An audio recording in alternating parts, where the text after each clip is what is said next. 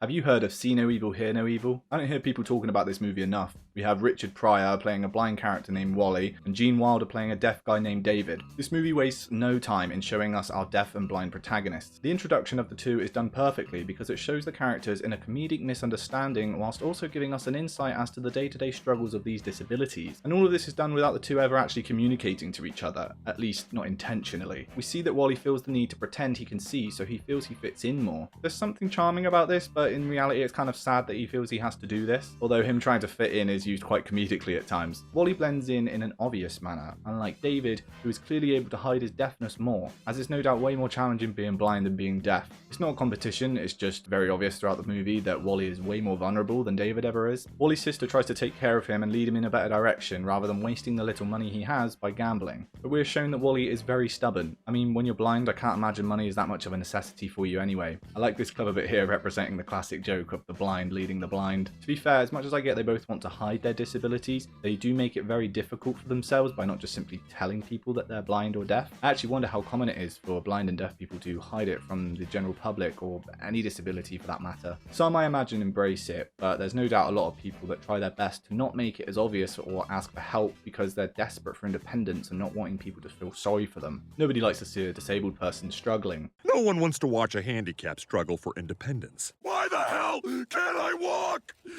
This isn't part of the act anymore! David and Wally meet properly as Wally asks for a job in the building that David works at. Wally gets the job and they spend time together at a bar to get to know each other better. In doing so, they actually get into a fight with a guy with a pretty unique trim. The fight is very stupid, but it's a good first look at how these two are going to complement each other for the rest of the movie. They work together to get over the obstacle, the first of many that they will encounter. David speaks to Wally on how he wanted to be an actor, but he had to give it up because of his deafness, because he was missing the cues for his lines when people were turning away from him, as he couldn't read their lips. It's sad that he had to give up on his dreams, and he's also upset about how his ex-wife became horrible, coincidentally after he became deaf. It's a depressing reality that a lot of people get given up on when they're struggling the most. David says all he wants out of life is to not make a fool out of himself, because he's so worried about people judging him. Wally messes around with David a little in a jokey manner, but still puts things into perspective for David with the experience he has had with his own disability. Wally shows him life is too short to be worried about what you look like to people. Even someone that's blind like Wally has learned to enjoy what you have. Being blind would generally mean you're not as embarrassed about stuff or how you look, because at the end of the day you can't even see what you look like, as you mainly get embarrassed from seeing how people react to the stuff that you do or say. This is a lovely scene between these two, and it's a good perspective for David to see from, even if the example was a little over the top. But what is going on with these dice? This dot on the 5 is almost overlapping another dot, and the 3 is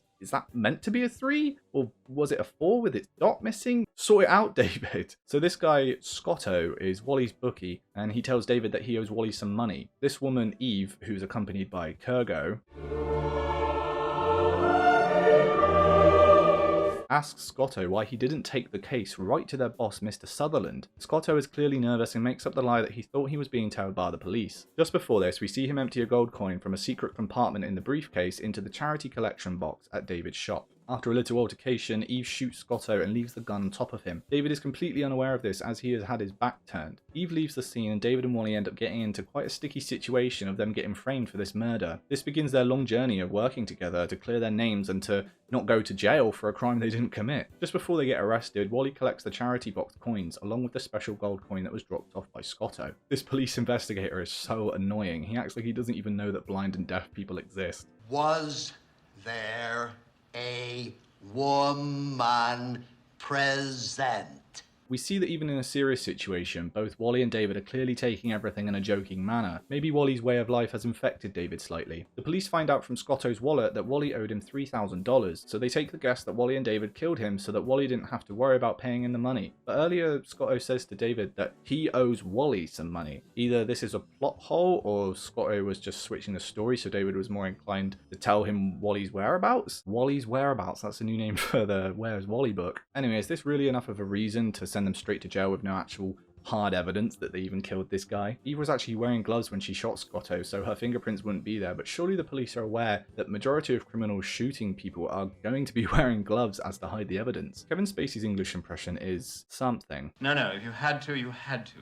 Eve and Kurgo obviously didn't find the coin in the briefcase, but are now aware of Wally and David and how they could have something to do with where the coin went. So they go to the police station and are able to just lie about being David and Wally's lawyer. Do they not need any proof of this or any identification? David recognizes Eve's legs from when she left the crime scene earlier, which is a bit far-fetched. I mean, Wally should have picked up more on the fact that she smelled the same as when he smelled her for the first time when she was passing him by. David and Wally are trying to explain that Eve is the murderer. The investigator could get some serious coverage on the case, but he decides to shove Wally and David in a cell when they literally have reasoning to believe that this lady is the killer. I'm so fed up with this cliche that the police aren't open to listening to people like this, especially when it's information on your case. Even if it leads to nowhere, it's still worth questioning them. No officer is just going to ignore that kind of thing. Losing a blind guy and a deaf guy. This is gonna look great on my record. Honestly, with the way that this guy's acting, I can't imagine he's got that great of a record anyway. Wally and David make use of the fact that these are the most useless police ever, as they somehow manage to escape from the police station. Wally loves to act independent, but he shouts out to David the second he leaves him on his own. They do forget from time to time about each other's disability, but they're two very compassionate people. They have learnt to be this way through their own struggles. Wally makes a great point that the police are looking for a blind and a deaf guy, so to make it less obvious, David stamps his feet slightly ahead of Wally so he can follow him a bit behind. God, this made me laugh so much. They're caught by Eve and Kurgo, and the coin gets taken from them, as we're told is very valuable. David uses his excellent lip reading skills to figure out what Eve is saying on the phone to her boss. It's so weird that she randomly just kisses David after he asks her to scratch his nose as a final request before they were killed. Wally tells us his favourite Netflix show. Big mouth. They use their teamwork again to help each other out. Make up your mind. It's 12 o'clock. It is not 12 o'clock. Yes, it's 12 o'clock. It's 11. It's 12 o'clock. Not only are they deaf and blind, but now only one of them is able to use their hands. And guess which one of them that is? Yep, the blind guy. Earlier the police uncuffed Wally because he's no threat being blind. The story was already interesting, but things like this make it such an entertaining opportunity to get the characters from point A to point B. The writers need Wally and David to be escaping from prison and then be on the run and prove their innocence. So instead of having them just do it, they use their disadvantages as a way to provide comedy to the situation, as well as thinking of interesting ways that they would be forced to try and go about any issues that they would face along the way. In between all of the comedy, they still find ways for these two guys to have some heartfelt moments, complimenting each other and expressing how they enjoy each other's company. David has a great sarcastic moment where he's fed up with people getting annoyed and angry with him for being deaf. It puts it into perspective that a lot of people probably get quite frustrated with disabled people and don't take the time to think the position that they're in. People, as we know, take everything for granted, as I'm sure David did before he went deaf. It's understandable for him to be bitter and angry sometimes, as it is for Wally. It might be that Wally has an easier time coming to terms with the way he lives because he doesn't know any different. He's always been blind, which is always an interesting thought to me. Can you miss something that you never had? But it must be upsetting for people your whole life telling you all the things that you're missing out on by not being able to see. David and Wally have their arguments as they're both obviously stressed, but they're still obviously in need of each other and want to help each other. She said she was 18. He said she was 12. David meets Wally's sister, Adele. Adele, this is my dear friend David Lyons. Hello. Adele obviously wants to help her brother prove his innocence. Because of David's lip reading, they figure out that Eve and Kurgo will be waiting for their boss's call at the Great Gorge Hotel. Once their boss calls, they will go to him and escape the police in another country in the morning. David gets the coin after he has a slightly weird interaction with Eve. Can't really show you much of it on YouTube though. So anyway, Eve and Kurgo capture Adele and give David and Wally a ransom note to meet them at their boss's house with the coin. After all of the secrecy and build-up, it turns out that the bad guy boss is also blind. He switches the lights off quickly to shoot Kurgo so he doesn't have to give him any of the money that the coin will make him. I don't know how this is meant to be some kind of advantage for Mr. Sutherland, like he could have just shot him. Does switching the lights off really mean that Kurgo just forgets that he was right there in front of him? What is that? Now, you see, this is what movie making is for. When has anyone ever seen a shootout between two blind guys? Eve does what Kurgo somehow couldn't and just shoots Sutherland when he tries to play his light switch trick. She locks him in the room and runs for the helicopter to escape. There's quite a few funny jokes in this movie that might go over some people's heads that I enjoy, like how Wally is afraid of heights when he's literally blind. Being afraid of falling to your death is perfectly reasonable, but they knew what they were doing with this joke when they wrote it in. David and Wally manage to stop Eve before she manages to escape and holds her down until the police arrive. David's spatial awareness in this movie creates good comedy, don't get me wrong, but sometimes it just makes him seem like a total idiot. I feel especially that deaf people would surely have great spatial awareness, as they'd constantly be anxious about not knowing what's going on around them, right? I want to shoot him. I want to shoot him. Why can't I shoot him? It's impressive he's even got a job. You're a dickhead. Wait, so they just walked away? No questioning or anything? What?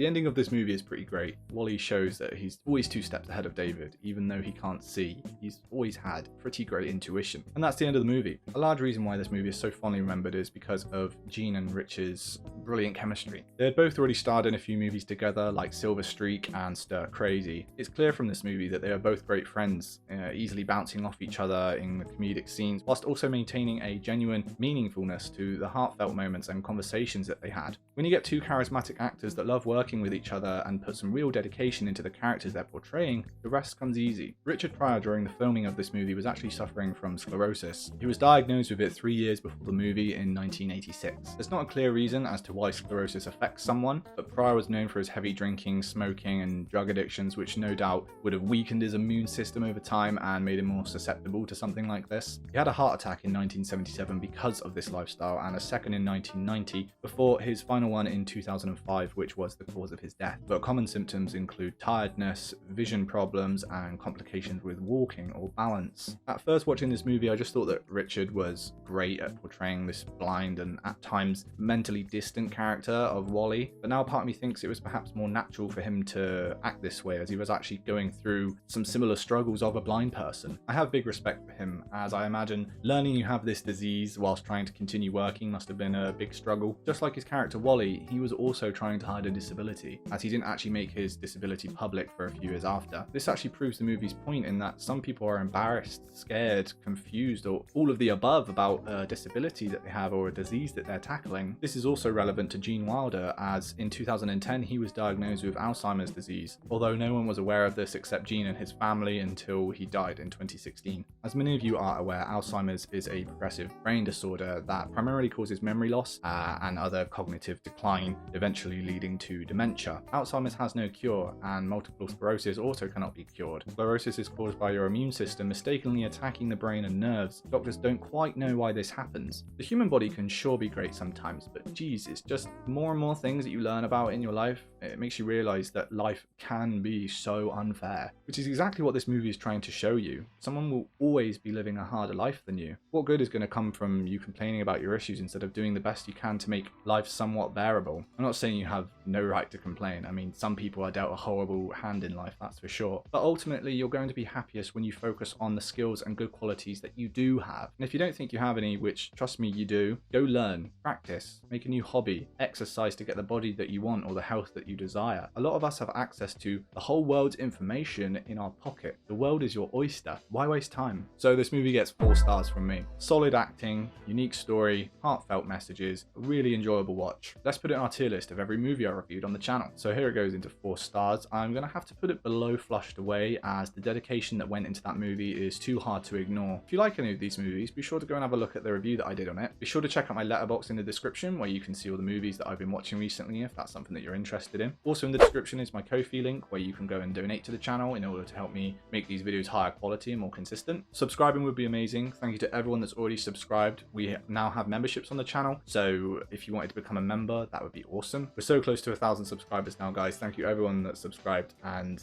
yeah, just keep subscribing. And thank you to just everyone that watches the videos. And on that, we conclude the movie and the video. If you stayed until the end of the video, please write in the comments how you're grateful for your friends. Do you have any stories on how a friend made you feel truly accepted? I'd love to hear them. And remember, don't live with regrets. Go climb that mountain. See ya.